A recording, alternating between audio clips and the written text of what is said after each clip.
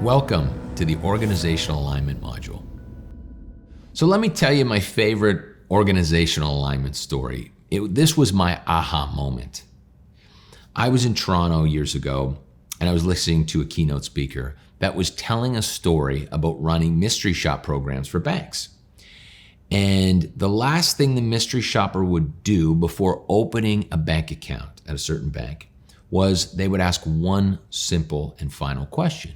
Why should I do business with this bank versus the other 5 to 10 options up and down the street? And the answer to that question was different from teller to teller. Same bank, the answer was different. Some tellers would say, well, we have better hours. Others would say, I think our interest rates are better.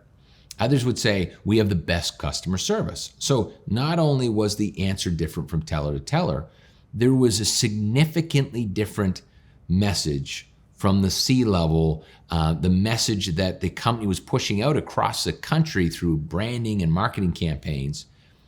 That message was completely misaligned with the front lines. So they were in a lot of trouble. And then came the speaker challenge. The speaker challenge was, I challenge you to go back to your companies and ask frontline employees why people should do business with you, and you see how close it is to your answer. I knew I was going to be in trouble, but of course, I was ready for this. So I flew back to Halifax, Nova Scotia, met with some long-term employees, had them come into my office, and I asked them the question, why should people do business with us versus our competitors? And sure enough, he was right.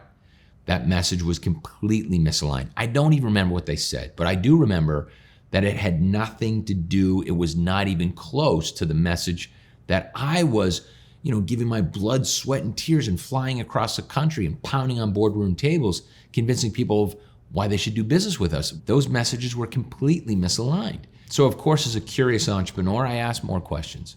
What did they know about the company? And I had bigger problems. It wasn't just misalignment on that message. We weren't communicating properly. We were completely misaligned with our frontline staff.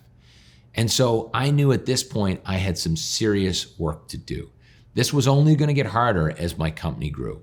It was time to dig in and get our company aligned. So I know you knew this was coming, but it's time for me to pass the torch. And what I mean by that is I'm now challenging you. Go back to your frontline staff, to different leaders in the organization, and ask that question. Why should people do business with you versus your competitors? And you see how aligned that answer is to yours. Organizational alignment is a very challenging thing to achieve. And again, I'll go back to sports teams. They do a great job of that.